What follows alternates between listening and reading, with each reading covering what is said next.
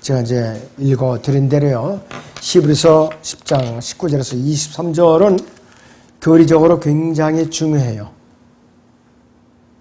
교회 시대와 또 환란 기간 두 세대에 걸쳐서 여기서 포함이 되어 있는 내용이에요. 담대하게 지성소에 들어갈 수 있는 자격인 과연 누구인가 하겠어요.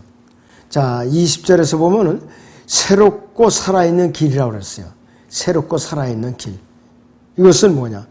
나는 길이요 생명, 진리요 생명이라고 말씀하신 예수 그리스도께서 하나님께 나아갈 수 있는 길을 단번 속죄로 열어놓으신 그 길을 말하는 것이에요.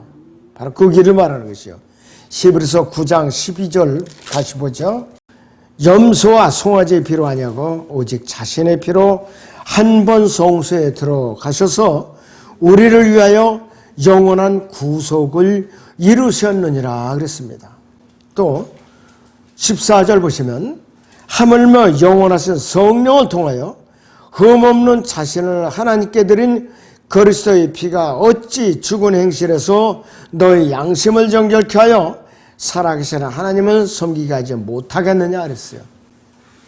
예수 그리스도의 피는 우리 양심의 죄까지도 정결케 할 수 있는 능력이 있어요.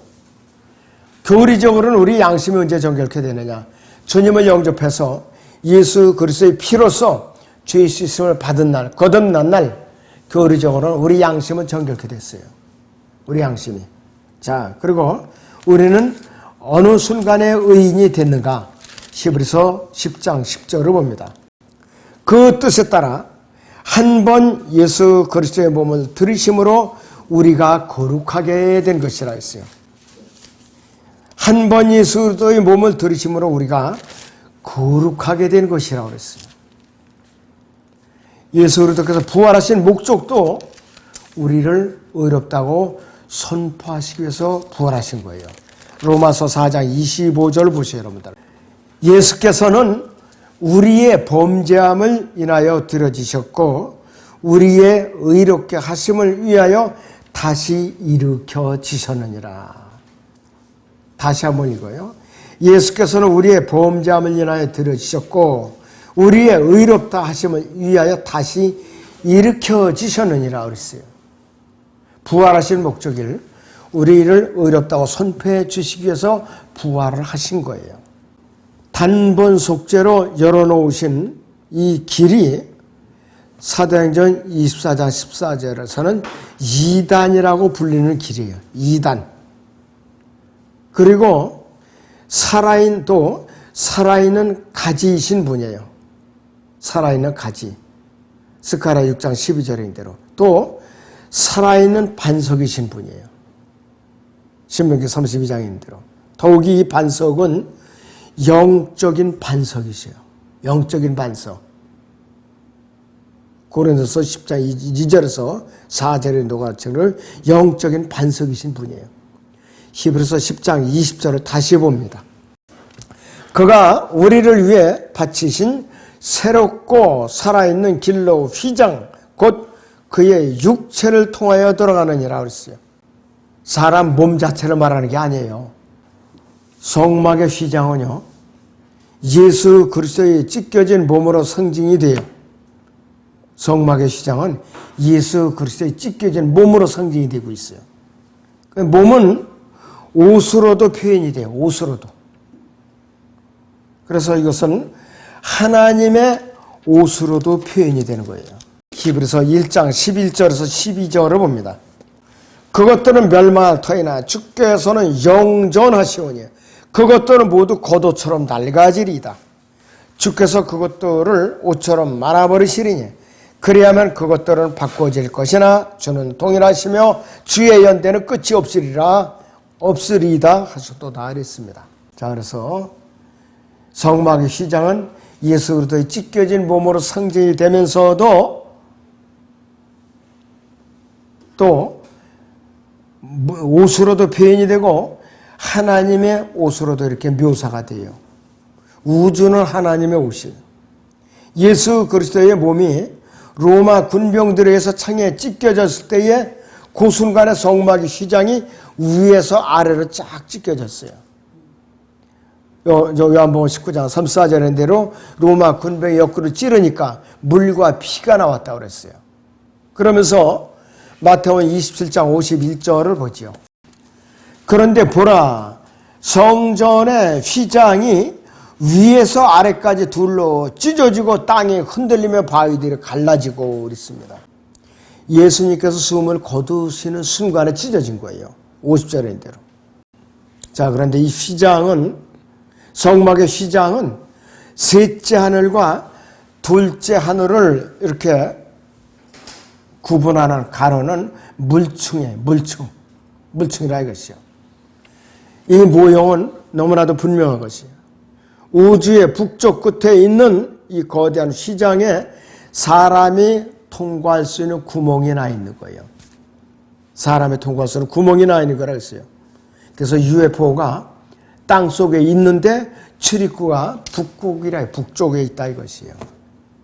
이것을 제가 알게 된 것이 1998년 1월 말에 펜사콜라에 특강을 받으러 갔을 때 처음 강의를 받고 알았어요, 이거를.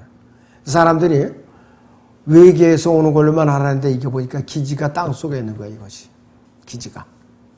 자, 시편 75편 6절을 보죠. 이는 높이 있는 일이 동쪽에서나 서쪽에서나 남쪽에서 오는 것이 아니기 때문이라. 한쪽 방향이 빠졌죠? 한쪽 방향. 어디냐? 북쪽이에요, 바로. 시편 48편 2절을 보세요, 여러분들.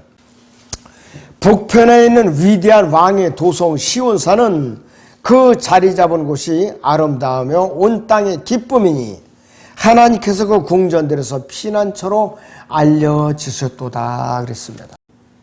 셋째 하늘의 북편에 하나님의 보좌가 거기에 놓여 있는 것이.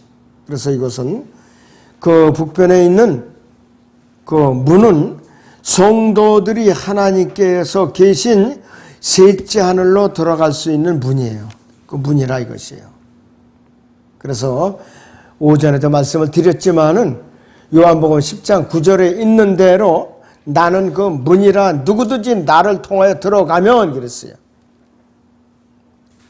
예수 그리스도께서 갈보리 십자가에서 찢겨지심으로써 거룩하신 하나님의 임재 앞에 직접 우리가 나가게 하셨을 뿐만 아니라 앞으로 우리가 들림받아서 셋째 하늘에 올라갈 때에도 이 물층을 통해서 하나님의 보호자로 이제 갈 수 있게끔 된 것이에요. 어떠한 우주과학자, 천문학자들 이 사람들은 알지 못해요. 지금도 알지 못해요. 지금도 알 수가 없어요. 그래서 누가 알 수 있느냐? 구원의 복음을 듣고서 예수님을 개인의 주와 구주를 믿어서 혼의 구속을 받고 예수님의 피로 혼의 구속을 받고 성령으로 거듭난 영이 살아있는 바른 교리들을 믿고 실행하는 그리스도인들만이 향상된 계시의 지식을 배운 그리스도인만이 이것을 알 수가 있고 받아들일 수가 있는 거예요. 너무나도 엄청난 향상된 계시의 지식이기 때문에 아무도 알 수가 없어요. 우리 스프링 보드로 된 저 책 있죠? 그것도 아무나 알 수 있는 책이 아니에요. 말씀으로 성장하고 단단히 무장된 사람이 먹는 갈비 중에 갈비예요. 너무나도 소중한 책이.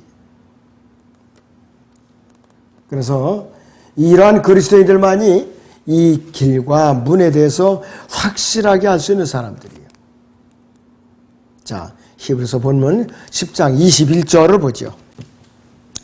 또한 하나님의 집을 다스리는 대제사장이 계시니 그랬어요. 하나님의 집을 다스리는 대제사장이 계시니 그랬어요. 이 대제사장이 누구냐? 지금 하나님의 보좌 오른편에 계시는 예수 그리스도예요.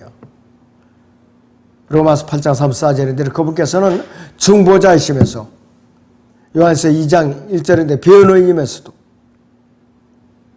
그분께서는 바로 그 셋째 하늘에 있는 하나님의 집을 다스리는 대제사장이라고 말씀하고 있어요. 그분의 역할이 지금도 엄청난 거예요. 그분이 지금 할 일 없는 분이 아니에요. 바쁘세요, 지금도. 이제 21절이 사도 바울이 어디다가 연관시켜 놨느냐. 디모데 전서 3장 15절을 보죠. 그러나 만일 내가 지체하면 너희가 하나님의 집에서 어떻게 출신해야 하는가를 알게 하라는 것이라. 이 집은 살아계신 하나님의 교회의 진리의 기둥과 토전이라 했습니다. 살아계신 하나님의 교회의 진리의 기둥과 토전이니라 그랬어요. 이것은 눈에 보이는 사람들이 성전하는 그런 개념이 아니에요. 보이는 교회 건물이 아니라 이것이요. 가족이나 집안을 말하는 것이에요. 그래서 사도 바울은 사도행전 16장 3절 31절에서 빌보 간수에게 뭐라고 얘기하느냐. 선생님들이여 내가 구원을 받으려면 어떻게 해야 하니까 불붙이니까 주 예수 그리스도를 믿으라 그러면 너와 네 집안이 구원을 받으리라고 그랬어요. 이것은 가족이나 집안을 의미하는 집이에요. 믿음의 가족이나 집안. 자, 그래서 우리는 히브리서 10장 11절에서 14절에 이런 대로 예수님께서 자신을 한 번 제물로 드리심으로써 완성된 그 일을 신뢰한다면은 그 양심은 깨끗하게 된 거예요. 즉 예수님을 의심 없이 순수하게 믿고 영접하면 그 사람은 그 순간에 양심이 어떻게 되냐? 깨끗하게 되어야 된다 이것이요. 근데 구약의 희생제사를 드리는 자들은 양심에 관해서는 깨끗하게 될 방법이 없었어요. 겉으로 드러나는 범법 행위에 대해서 제사를 드렸던 사람들이에요. 그런데 예수 그리스도의 피는 양심을 깨끗게 할 수 있는 능력이 있는 것이에요. 양심 자체로. 자, 히브리서 10장 22절을 봅니다. 우리가 믿음의 온전한 확신 가운데서 진실한 마음으로 다가가자. 이는 우리의 마음은 핏부림을 받아 악한 양심으로부터 깨끗해졌고 우리의 몸은 순수한 물로 씻겨졌기 때문이라 그랬습니다. 우리 양심은, 악한 양심은 예수 그리스도의 핏부림으로 말미암아 깨끗해졌다고 그랬죠. 주님을 영접한 순간에 2000년 전에 갈보리 십자가에서 드려진 예수 그리스도의 피가 우리 양심을 깨끗하게 해놓으셨고, 또 우리가 우리의 죄를 지을 적마다 고백하면은, 자백하면은 말씀의 물로 씻어서 정결케 해주시는 거예요. 에베소 5장 26절인대로. 요한복음 3장에서는 물로 태어난 사람이 성령으로 태어나는 것을 말하죠. 물로 태어난 거. 요한복음 3장 보세요, 여러분들. 3장 3절 보죠. 예수께서 대답하여 그에게 말씀하시기를 진실로 진실로 내가 너에게 말하는 사람이 거듭나지 아니면 하나님의 왕국을 볼 수 없느니라 하고 하시더라 그랬어요. 5절에 예수께서 대답하여 하시기를 진실로 진실로 내가 너에게 말하니 사람이 물과 성령으로 태어나지 아니하면 하나님의 왕국에 들어갈 수 없느니라. 물로 태어나는 건 어머니 뱃속에서 태어나면서 탯줄을 끊었을 때에 그것을 말하는 거예요. 양수에 10달 동안 잉태되어 있다가 밖으로 태어나는 것이 첫 번째 출생, 물로 태어났다는 소리예요. 일반 물, 먹는 물, 이것은 H2O지만은 그 아이를 담고 있던 여인의 양수의 그 성분은 H3O라 이것이에요. 썩지 않는 물에 이것이. 그러니까 아이가 썩어서 죽질 않죠. 어린 생명이. 그러면 두 번째 출생은 뭐냐?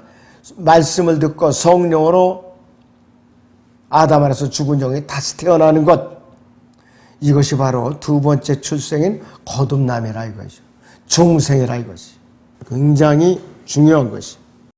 예수 그리스도의 죽으심과 장사되심과 부활하심. 이것은 침례로서 예표하고 있어요. 침례로서.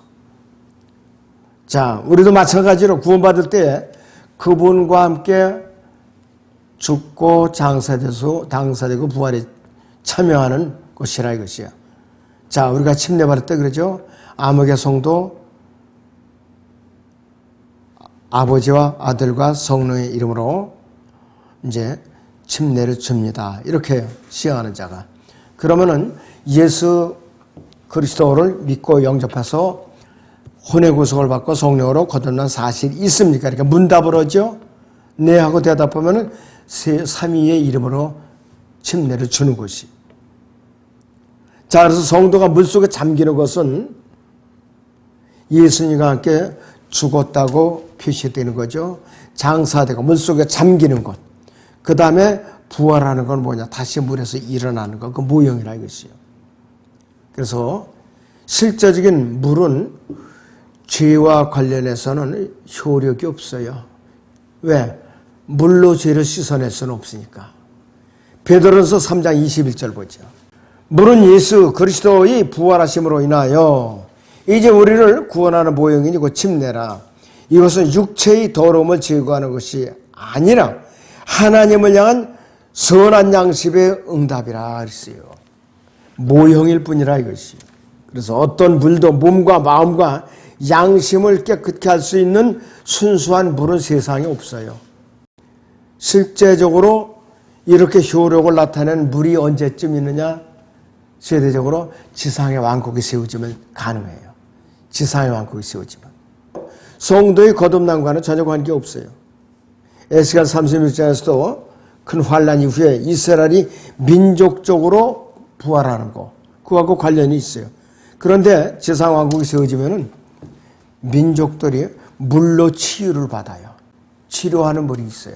그래서 47장 8절에서 12절을 봅니다. 그때 그가 내게 말씀하시더라. 이 물은 동쪽 지역으로 흘러 사막으로 내려가서 바다로 들어가나니 바다로 들어갈 때 그 물들이 치유를 받으리라. 이 강물이 흐르는 곳마다 살아있고 움직이는 모든 것들이 살 것이라.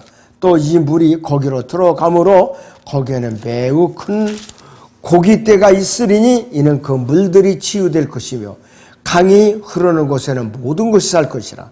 어부들이 그 위에 서리니 엔게디에서부터 엔에글라임까지라. 이곳들은 그물을 치는 곳이 될 것이라.